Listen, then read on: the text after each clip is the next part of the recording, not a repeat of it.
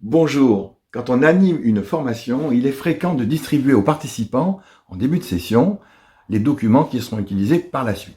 Quelquefois, il s'agit d'un document unique, souvent relié, avec une belle présentation bien léchée et le joli logo de l'institut de formation bien en vue sur la première page. C'est ce que pour ma part j'appelle le livret participant. C'est en quelque sorte un ersatz de nos bons vieux manuels scolaires. Et ce document est communément appelé support de cours. Mais allez savoir pourquoi. Pour ma part, support, je supporte pas. En général, lorsque je distribue ce document, nous en sommes bien sûr au tout début de la session et donc dans un climat de début de session. Chacun se demande plus ou moins ce qui va se passer, s'il va s'ennuyer ou pas, s'il va suivre ou pas, et peut-être même à quelle sauce il va être mangé. Eh bien, le plus souvent, je profite de ce moment pour démarrer, mine de rien, une petite activité qui, en une poignée de minutes, a toujours pour effet de booster la confiance en soi dans le groupe. Mais, en bon vieux cachotier, je ne leur dis pas tout de suite. Au lieu de cela, je leur présente les choses comme suit. Voilà, je viens de vous distribuer votre livret participant et vous pouvez déjà constater qu'il y a quelque chose d'assez particulier puisque les pages ne sont pas numéroté. Alors c'est complètement fait exprès, mais pour une raison que je ne vais pas vous dévoiler tout de suite, c'est une surprise. Voilà. Alors je vous propose de faire ceci. Prenez de quoi noter, puis rendez-vous, si vous le voulez bien, à la toute dernière page de votre livret. Alors, bien entendu, il est important pour vous de connaître le nombre de pages du livret en question. Voilà, la dernière page de ce livret porte le numéro 84. Et je vous invite à l'inscrire tout simplement vous-même au bas de la page, voilà, vous écrivez 84. Puis, vous vous reportez à la page d'avant, qui porte le numéro 83, comme vous en doutez, et puis vous l'inscrivez, et ainsi de suite, jusqu'au bout. Et si tout se passe bien, la première page portera le numéro 1. Une fois la numérotation terminée, je leur demande de bien vouloir se mettre à la recherche d'un certain nombre d'endroits très précis dans le livret, puis de bien vouloir annoncer à chaque fois, à voix haute, sur quelle page ils les ont trouvés. Alors ça donne quelque chose à peu près dans ce genre-là. Il y a un gros titre qui s'appelle « Principe de base ». Qui peut me dire sur quelle page il se trouve?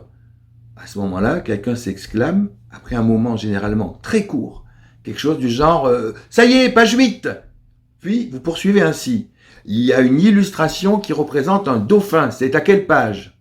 Là aussi, un des participants risque de s'exclamer par exemple « Page 32 !»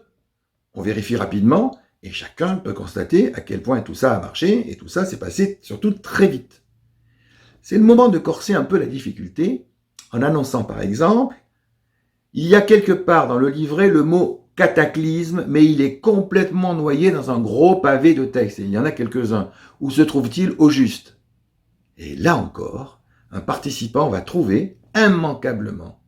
Et il devient évident pour tout le monde que les temps de réponse sont étonnamment courts.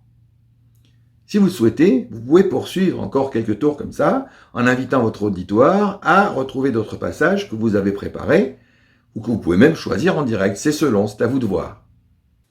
Alors, tout l'intérêt de ce petit exercice se trouve dans le débriefing que vous ferez immédiatement après, dans la foulée. Demandez-leur simplement de répondre à main levée aux questions suivantes. Quels sont ceux qui, parmi vous, ont trouvé que dans l'ensemble, les réponses étaient plutôt longues à arriver en général par rapport à la difficulté de la tâche? Vous voyez les mains qui se lèvent. Ensuite, vous demandez. Maintenant, quels sont ceux parmi vous qui ont trouvé que la plupart des réponses sont arrivées normalement, qu'elles étaient ni lentes ni rapides à arriver? Et là encore, tout le monde peut voir ce qui se passe. Et enfin, quels sont ceux qui ont été surpris par la rapidité avec laquelle les réponses ont fusé? Et là, chacun pourra constater ce fait indéniable. La très grande majorité des participants ont été surpris par la rapidité avec laquelle les réponses ont effectivement fusé. Profitez-en pour y aller de votre petit laïus propre à astiquer les médailles, comme j'aime bien dire. Dites-leur à peu près ceci.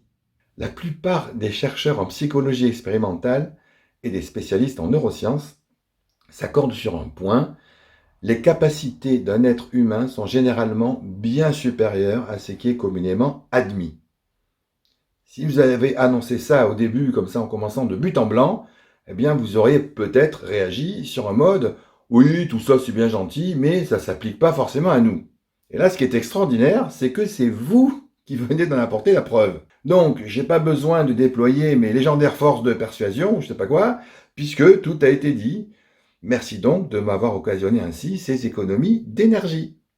Alors, au stade où nous en sommes, vous vous posez peut-être quelques questions. En tout cas, il y en a une que les participants ne manqueront pas de vous poser pratiquement à chaque fois que vous essayerez ce truc-là.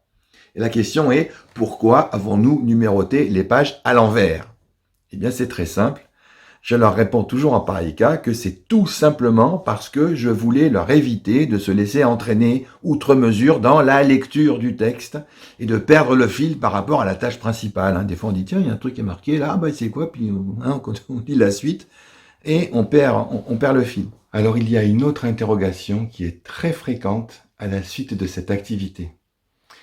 Les participants se demandent bien comment ils ont bien pu faire pour trouver les mots aussi vite.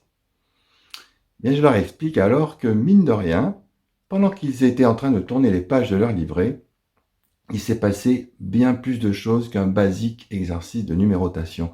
Il faut savoir que selon plusieurs modèles, par exemple la lecture rapide ou la photolecture, nous avons tous plus ou moins tendance à mettre en œuvre plusieurs mécanismes inconscients lorsque nous sommes en présence d'un texte, tout tranquillement. Nos stratégies de repérage nous amèneraient ainsi à scanner en quelque sorte des pages entières de texte alors même que nous n'en avons pas forcément conscience. Ainsi, au cours de cet exercice tout bête de numérotation des pages, notre inconscient s'est approprié tout en douceur une partie significative du contenu ainsi parcouru. C'est ce qui expliquerait, au moins en partie, pourquoi nous avons été si performants lorsqu'il s'est agi de retrouver des passages du texte. Et en général, je conclus ainsi avec mon groupe. Maintenant, votre inconscient connaît un peu le chemin qui nous reste à parcourir, alors nous n'avons plus qu'à lui emboîter le pas. Voilà, il existe beaucoup d'autres occasions comme celle-ci d'exploiter un livret participant pendant le temps de la session de formation. Par exemple, pour ma part, je privilégie toujours, lorsque c'est approprié, ce qu'on appelle les passages à trous dans le livret que je prépare. Autrement dit, je prends soin d'effacer après rédaction certains mots-clés du livret en les remplaçant par des espaces conséquents, bien sûr, afin de permettre aux participants de rajouter à la main les mots en question pendant la session. Je leur précise systématiquement le mot manquant, quelquefois à leur demande, d'autres fois de mon propre chef. Tout cela favorise la mémorisation, rend les participants plus actifs, et puis j'ai remarqué qu'ils adorent ça. Et ceci, tout public confondu, et quel que soit le sujet abordé ou son niveau de sophistication. Voilà, cette vidéo arrive à son terme. N'hésitez pas à me poser dans les commentaires toutes les questions que vous voulez et à me faire part de vos réactions, le cas échéant. Prenez bien soin de vous. À bientôt. Si vous avez été intéressé par cette vidéo, c'est que ces deux livres ont probablement été écrits pour vous.